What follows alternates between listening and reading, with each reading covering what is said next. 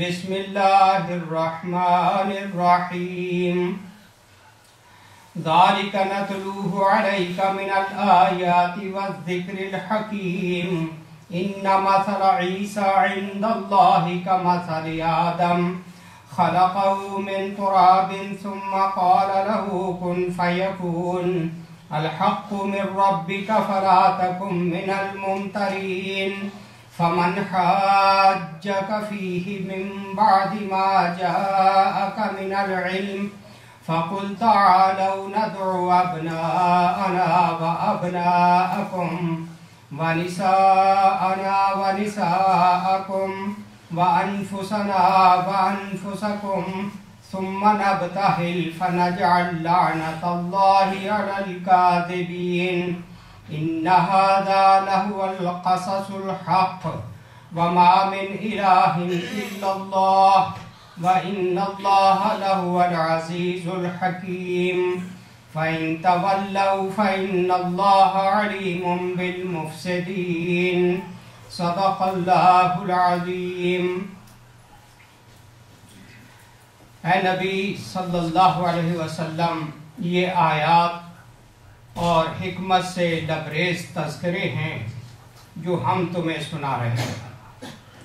اللہ کے نزدیک عیسیٰ علیہ السلام کی مثال آدم کی طرح ہے کہ اللہ نے اسے مٹی سے پیدا کیا اور حکم دیا کہ ہو جا، اور وہ ہو گیا۔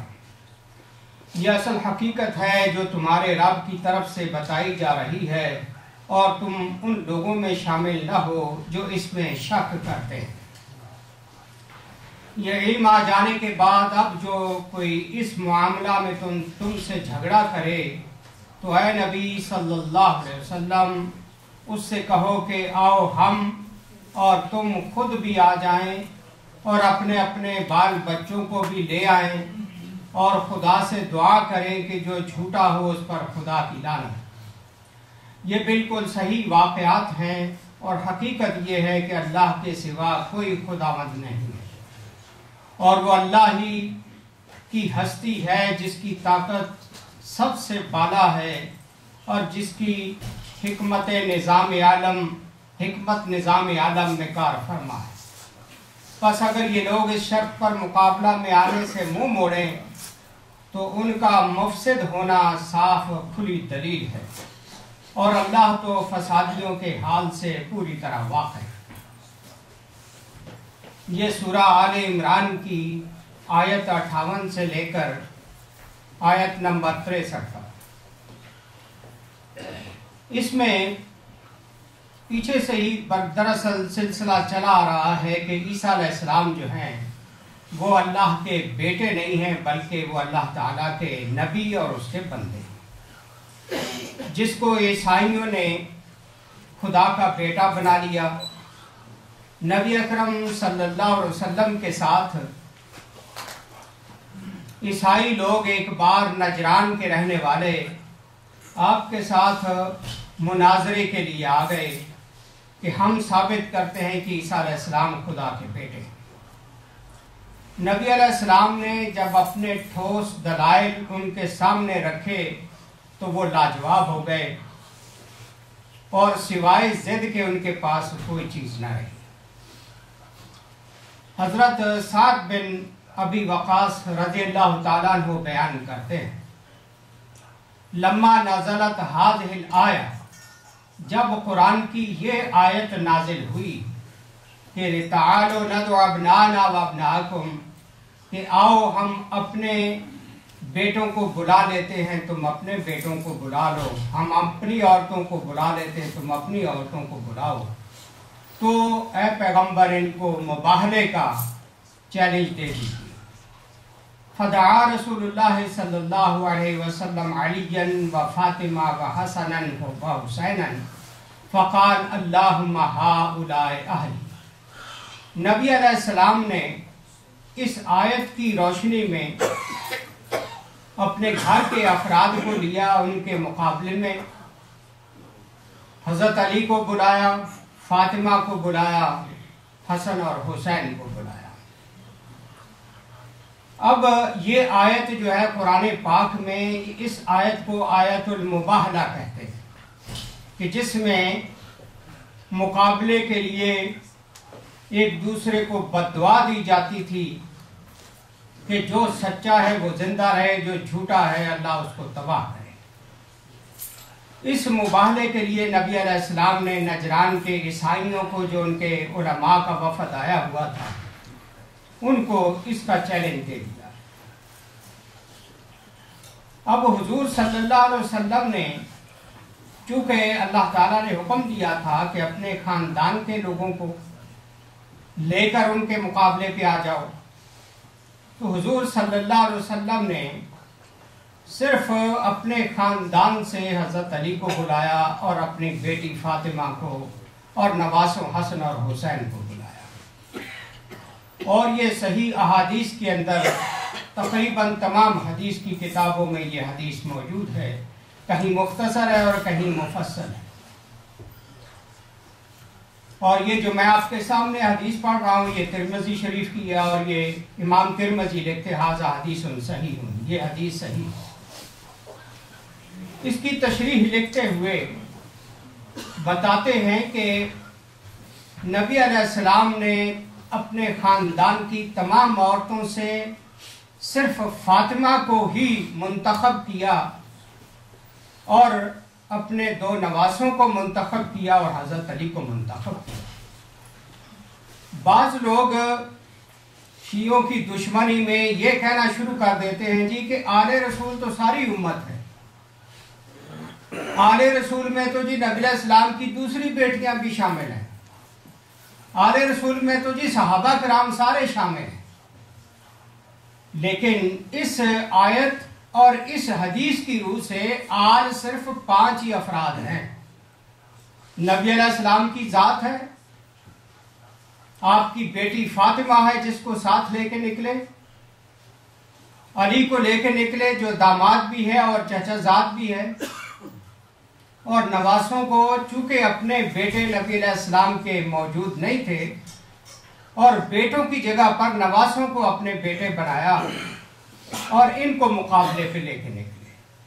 لہٰذا ہمارے ذہن میں یہ بات کلیئر ہو جانی چاہیے کہ آل رسول میں صرف یہ 5 لوگ شامل ہیں جن کے لیے درود شریف پڑھا جاتا ہے، اللہم صلی علی محمد وعلی آل محمد۔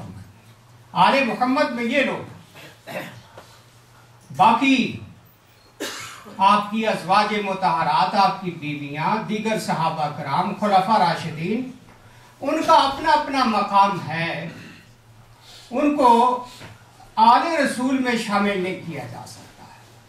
آل رسول میں صرف یہ 5 ہیں جن کو عیسائیوں کے علماء کے مقابلے پہ نبی علیہ السلام لے کے نکلے۔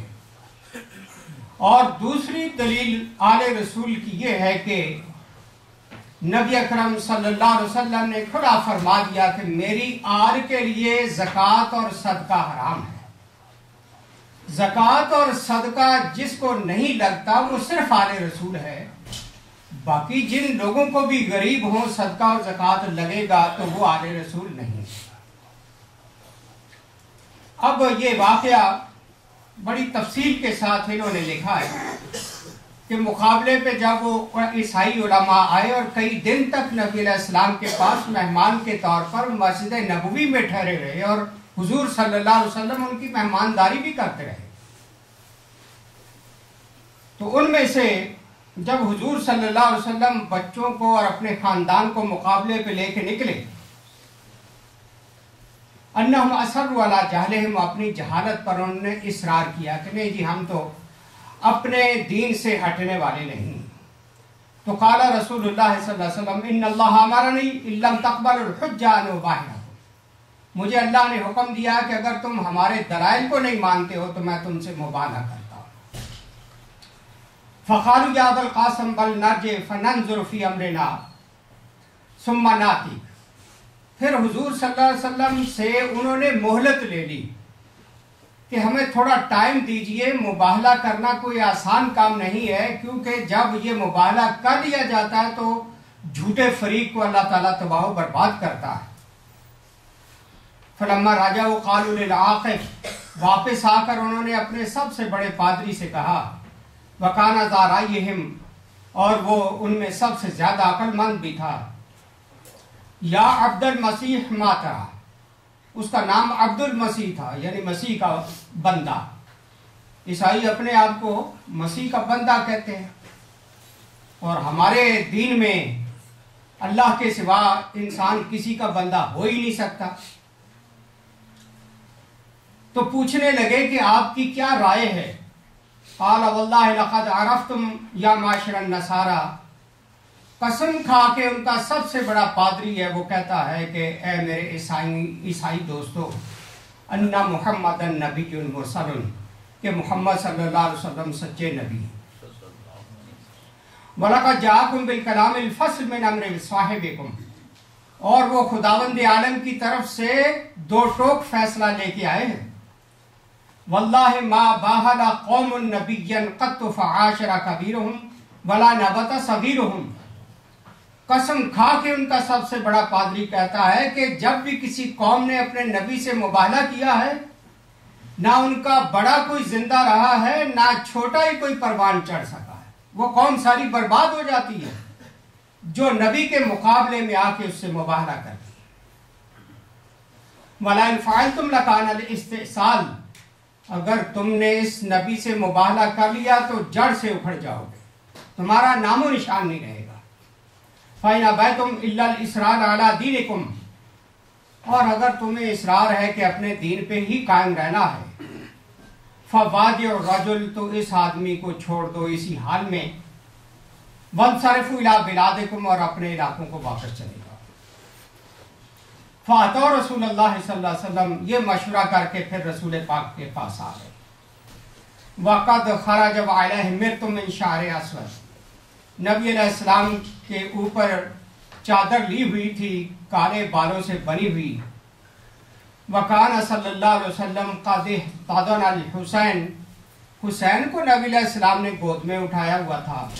वाखज़ा बियदिल हसन, और हसन को हाथ से पकड़ा हुआ था, वो साथ छोटा सा पैदल चल रहा था। वह फातिमा तमशी खल्फा, और फातिमा हुजूर के पीछे आ रही थी। वह अली रज़ियल्लाहु अन्हु खल्फहा, और अली फातिमा के पीछे आ रहे थे। यही 5 थे जो नजरान के ईसाइयों के मुकाबले पे आए। वह यक़ूल, और हुजूर फरमा रहे थे, इज़ा दअउतु फ़अम्मिनू, जब मैं बददुआ करूं तो तुमने आमीन कहना है। फ़क़ाला उसक़ुफ़ नजरान या माशरन नसारा इन्नी लअरा वुजूहन लवदाअतिल्लाहु अन युज़ीला जबलन मिन मकानिही लअज़ाला बिहा। अब नजरान का जो पादरी है वो उनको कहता है कि मेरे दोस्तों, मैं देख रहा हूं इन चेहरों को, मासूम चेहरे हैं, चमकते रोशन चेहरे हैं। मैं इनके चेहरों में जो रोशनी देख रहा हूं, इसकी बुनियाद पर मुझे यकीन है कि ये अल्लाह से अगर ये भी दुआ कर दें कि ये पहाड़ अपनी जगह से हिलकर दूसरी जगह चला जाए तो ये भी हो सकता है। मुझे इनके चेहरों पे सच्चाई नजर आ रही है। फला तुबाहिलू फतहलिकू, इनसे मुबाहला न करो वरना हलाक हो जाओगे। वला यबका अला वजहिल अर्ज़ नसरानियुन इला यौमिल क़यामह, क़यामत तक के लिए ईसाईयत का खात्मा हो जाएगा अगर इस नबी की बददुआ तुम्हारे हक में उठ गई। अब देखिए, ये ईसाइयों का पादरी कह रहा है, ये कोई मुसलमान नहीं कह रहा, उनका जो सबसे बड़ा आलिम है वो कह रहा है। सुम्मा क़ालू या अबुल क़ासिम, फिर नबी अलैहिस्सलाम के कुनियत से पुकारते हुए कहते हैं कि अबुल क़ासिम रअयना अल्ला नुबाहला, कहने लगे कि हमने ये राय और मशवरा किया है कि आपसे मुबाहला नहीं करते। वन नुक़िर अला दीनिक, और हम आपको अपने दीन पे छोड़ते हैं। फ़क़ाल सल्लल्लाहु अलैहि वसल्लम फ़इन अबैतुमुल मुबाहला फ़ास्लिमू, हुज़ूर ने फरमाया मुबाहले से इनकार करते हो तो इस्लाम लाओ। यकुल लकुम मालिल मुस्लिमीन व अलैकुम मा अलल मुस्लिमीन, इस्लाम ले आओगे तो जो मुसलमानों के हुकूक व फ़राइज़ हैं वो तुमको भी हासिल हो जाएंगे। फ़अबौ, तो उन्होंने इस्लाम लाने से इनकार कर दिया। फ़क़ाल सल्लल्लाहु अलैहि वसल्लम फ़इन्नी उनाजिज़ुकुम, क़ालू मा लना बिहर्बिल अरबिल मुस्लिमीन ताक़ा, हुजूर ने फरमाया कि अगर तुम हमारे रास्ते में रुकावट बनते हो तो फिर جنگ کے سوا کوئی چارہ نہیں ہے، میں تمہیں اعلان جنگ کرتا ہوں۔ وہ جواب میں کہنے لگے کہ ہمارے اندر مسلمان عربوں کے ساتھ لڑنے کی ہمت نہیں، ولیکن نصالحہ کا اللہ تغزونا، ہم آپ سے صلح کرتے ہیں، مصالحت کرتے ہیں کہ ہمارے ساتھ لڑائی نہ لڑیں، ولا تردن عن دیننا، اور ہمیں ہمارے دین سے بھی زبردستی نہ پھیرے، الا ان نودی الیک کل عام الف حلہ، البتہ ہم غیر مسلم ذمی بن کر آپ کی اسلامی حکومت میں رہنے کا حق مانگتے ہیں، اور اس کے بدلے میں آپ کو سالانہ جزیے کے طور پر 2000 چادریں دے دیا کریں گے، الفن فی سفر و الفن فی رجب، 1000 چادر بنا کے ہم آپ کو سفر کے مہینے میں دے دیا کریں گے اور 1000 رجب کے مہینے، وثلاثین درعن عادیہ من حدید، اور لوہے کی 30 زرہیں وہ بھی آپ کو سالانہ ہم دیا کریں گے۔ یہ چیزیں دے کے نبی علیہ السلام سے انہوں نے صلح کی پیشکش کی، فصالحہم علی ذلک، نبی علیہ السلام نے صلح کر لی کہ ٹھیک ہے، اگر اسلامی حکومت اور اسلامی ملک میں رہنا چاہتے ہو تو پھر تمہیں غیر مسلم ہونے کی حیثیت سے جزیہ دینا پڑے گا۔ جب مسلمان پر زکوٰۃ فرض ہے اور اس کو دینی پڑتی اسلامی حکومت کو، تو جو غیر مسلم وہاں رہے گا اس کے جان اور مال کے تحفظ کی خاطر ان کو جزیہ جو ہے اسلامی حکومت کو ادا کرنا پڑتا ہے۔ قال نبی صلی اللہ علیہ وسلم والذی نفسی بیدہ ان الہلاک قد تدلی علی اہل نجران، حضور نے قسم کھا کے فرمایا کہ بربادی نجران والوں پر قریب آ چکی تھی، وَلَوْ لَعَنُوا، اگر میرے ساتھ وہ مباہلہ کر لیتے، لَمُسِخُوا قِرَدَةٌ وَخَنَازِيرٌ، تو یہ بندر اور سور بنا دیے جاتے، ان کی شکلیں تبدیل ہو جاتی، وَلَسْتَرَمْ عَلَيْهِمُ الْوَادِي نَارًا، اور ان کا تمام علاقہ جو ہے وہ آگ کے شعلوں سے بھڑک اٹھتا، وَلَا اسْتَأْصَلَ اللَّهُ نَجْرَانَ وَأَهْلَهُ حَتَّى الطَّيْرَ عَلَى رُءُوسِ الشَّجَرِ، یہاں تک نجران جلتا کہ درختوں پر بیٹھے ہوئے پرندے بھی چھوتے وہ بھی جل جاتے، اس قدر خدا کا عذاب آتا۔ وَلَمَّا حَالَ الْحَوْلُ عَلَى النَّصَارَىٰ كُلُّهُمْ حَتَّىٰ يَهْلِكُوا، سال نہیں گزرنا تھا کہ سارے عیسائی جو تھے وہ صفحہ ہستی سے مٹ جاتے۔ یہ واقعہ آپ کے سامنے اس بات کی کھلی ہوئی دلیل ہے کہ نبی علیہ السلام کے سچا نبی ہونے کی یہ عظیم الشان دلیل ہے، یہ آپ کے معجزات میں سے ہے۔ خداوند عالم نے جو دیگر دلائل النبوہ آپ کو عطا کیے تھے ان میں سے ایک یہ زبردست دلیل ہے کہ عیسائیت جو تھی نبی علیہ السلام سے مباہلہ کرنے سے انکار کر گئی اور وہ بھاگ گئے اور نبی علیہ السلام کے دلائل کا وہ مقابلہ نہ کر سکے۔ دوسری اس واقعے میں وہ بات جو ہمارا موضوع چل رہا ہے کہ آل رسول میں صرف 5 افراد اس وقت جو موجود تھے وہ شامل ہیں، ان کے علاوہ اگر کوئی ہوتے تو حضور ان کو بھی ساتھ لے کے چلتے، صرف جو حضرت علی اور فاطمہ اور حسن و حسین کو لے کے چلے، حقیقت میں یہی 5 آل رسول ہیں جن پر صدقہ اور زکوٰۃ بھی حرام ہے۔ اب کوفے میں جب کہا جاتا ہے کہ جی یزید کا تو قصور ہی کوئی نہیں ہے، وہ تو ابن زیاد نے سارا خاندان نبوت برباد کیا ہے، اب تھوڑا سا پیچھے دیکھیں تاریخی طور پر جو میں محدثین کی کتابوں سے ڈھونڈ کے لایا ہوں۔ وکان نعمان بن بشیر الانصاری علی الکوفہ، صحابی رسول نعمان بن بشیر کوفہ پر گورنر تھے۔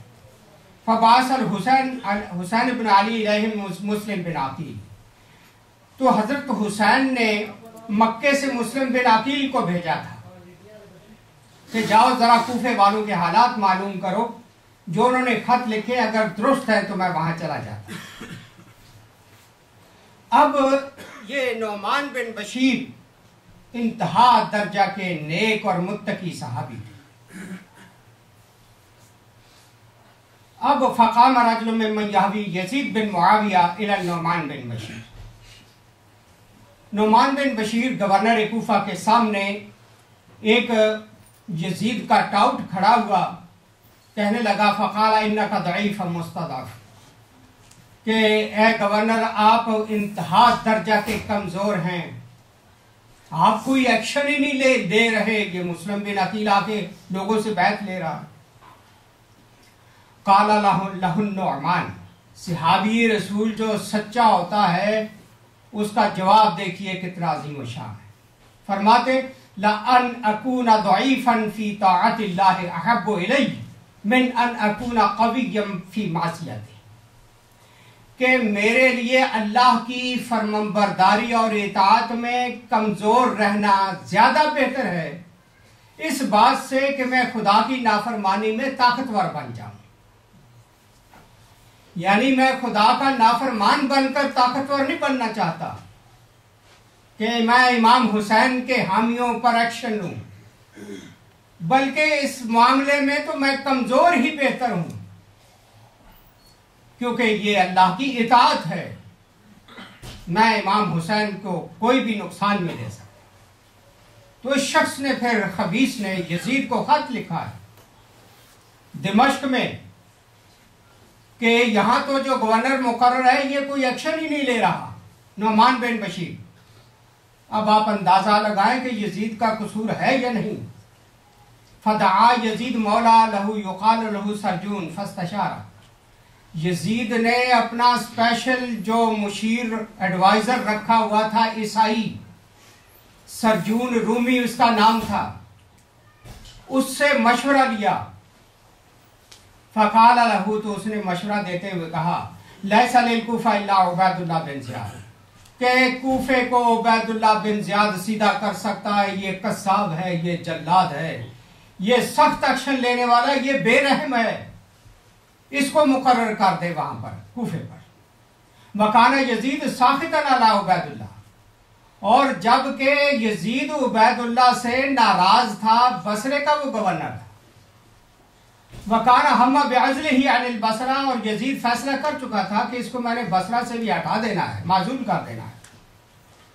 اب صرف امام حسین سے بدلہ لینے کے لیے، اسے کچلنے کے لیے یزید نے اپنے دشمن کے ساتھ صلح کی ہے، عبید اللہ بن زیاد کے ساتھ.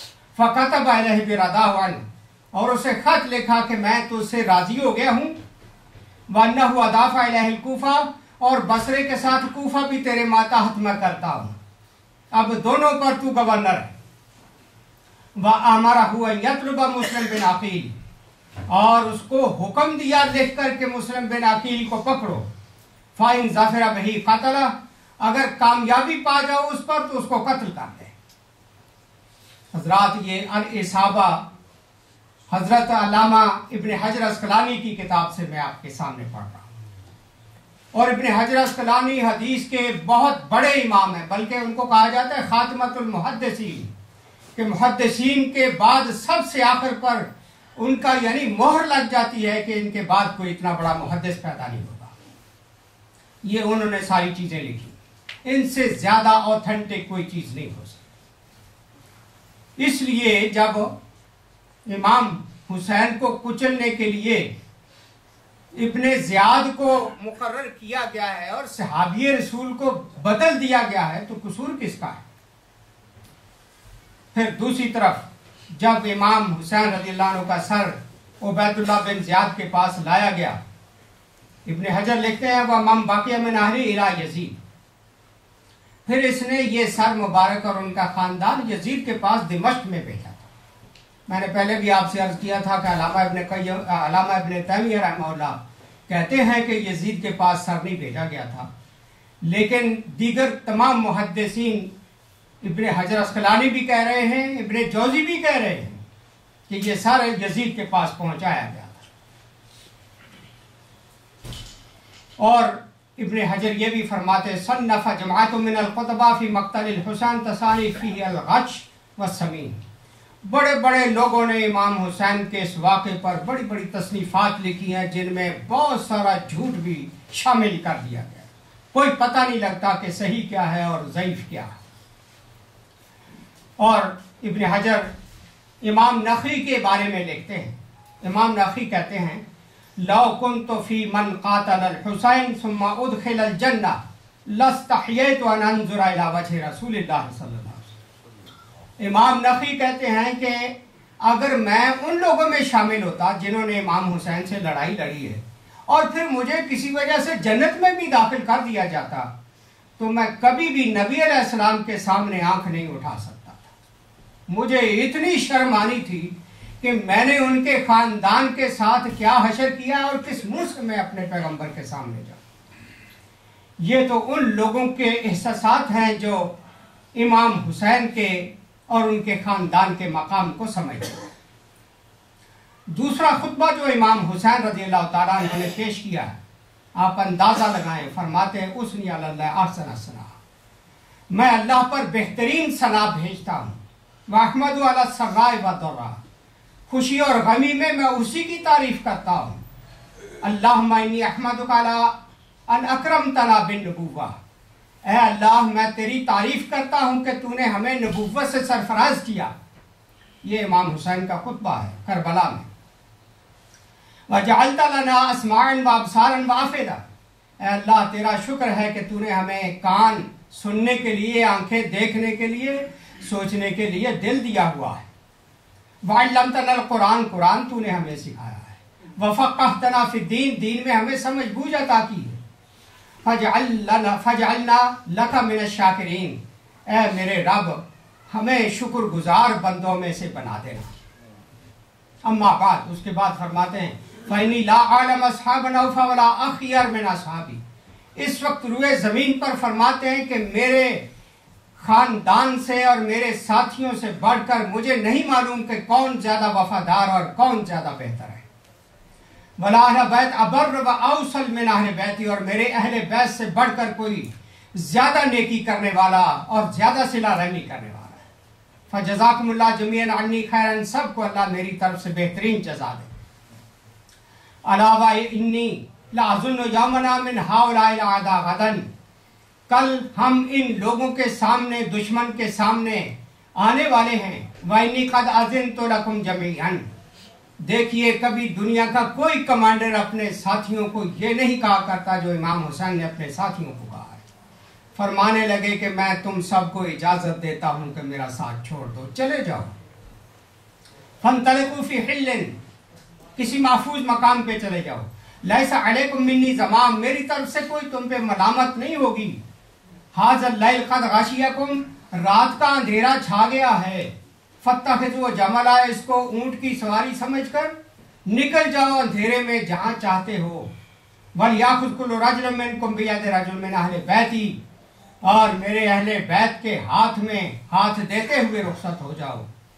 ثُمَّ تَفَرَّقُوا فِي الْبِلَادِ فِي سَوَادِكُمْ وَمَدَائِنِكُمْ، اپنے شہروں اور اپنی جماعتوں میں چلے جاؤ۔ حَتَّى يُفَرِّجَ اللَّهُ، یہاں تک کہ اللہ تعالیٰ کوئی آسانی کا راستہ پیدا کرے۔ فَإِنَّ الْقَوْمَ يَطْلُبُونِي، ان دشمنوں کو صرف میں ہی مطلوب ہوں، ان کو میری جان چاہیے، میں حاضر ہوں، تم لوگ اپنی جانیں بچاؤ اور چلے جاؤ۔ وَلَوْ أَصَابُونِي لَهْمًا عَنْ طَلَبِ غَيْرِي فَقَالَ لَهُ إِخْوَةٌ وَأَبْنَاءُ إِخْوَتِي وَأَبْنَاءُ عَبْدِ اللَّهِ بِن جعفر لَمْ نَفْعَلْ هَذَا، اب آپ کے جتنے بھی بھائی بہنیں بھتیجے بھانجے تھے سب نے کہا کہ امام ہم آپ کا ساتھ نہیں چھوڑ سکتے، ہم آپ کے ساتھ مریں گے۔ لِنَبْقَ بَعْدَكَ، آپ کے بعد ہم زندہ رہنے کے لیے کون سی ہمیں خوشی ہوگی کہ آپ دنیا سے رخصت ہو جائے اور ہم زندہ رہیں۔ لَا أَرَانَا ذَلِكَ أَبَدًا، ہم یہ کبھی دیکھ نہیں سکتے ہیں۔ فقال الحسین یا بنی عقیل حسبکم من القتل بمسلم، امام حسین نے پھر بھی مسلم بن عقیل کے وارثوں کو کہا کہ آپ لوگ بھی جا سکتے ہیں، آپ نے میرا خاصا تعاون کیا ہے، اذهبوا، چلے جاؤ، میں تمہیں اجازت دیتا ہوں۔ کہتے ہیں نقول وما نقول للناس، ہم لوگوں کو جا کے کیا منہ دکھائیں گے، ترکنا شیخنا و سیدنا، کہ ہم اپنے سردار کو اور اپنے شیخ کو چھوڑ کے آ گئے۔ یہ تو جذبات تھے آپ کے خاندان کے لوگ۔ ثم حمل علی اصحاب الحسین، امام حسین کے ساتھیوں پر دشمنوں نے حملہ کیا۔ فلما رأوا انہم قد کثروا، جب انہوں نے رش کیا، دشمن نے، ان کی کثرت تھی، زیادہ تھے، وانہم لا یقدرون علی ان یمنعوا الحسین ولا انفسهم، جب ساتھیوں نے دیکھا کہ ہم اس وقت بے بس ہو گئے ہیں اتنی بڑی فوج کے مقابلے میں तनाफसु यक्तुलु बैन यदैह, फिर उन्होंने ये ख्वाहिश की कि हम इमाम के आगे आगे लड़ते हुए शहीद हो जाए। फजा अब्दुल्ला व अब्दुर्रहमान, उर्वा के बेटे अब्दुल्ला और अब्दुर्रहमान आगे बढ़े। फजाला युकातिलान बैन यदै, इमाम हुसैन के आगे उनका दिफा करते हुए लड़ते रहे। इसी तरह सैफ और मालिक जाबिर रज़ियल्लाहु अन्हु के बेटे आगे बढ़े, उन्होंने भी अपनी जानें इमाम के सामने पेश की, बल्कि आके रोने लगे। इमाम ने पूछा रोते क्यों हो? कहने लगे कि हम अपनी जानों पर नहीं रो रहे, हमें अपनी परेशानी नहीं है, वलाकिन नब की अलैक, हमें आप पर तरस आ रहा है इमाम, ये आपको नहीं छोड़ेंगे।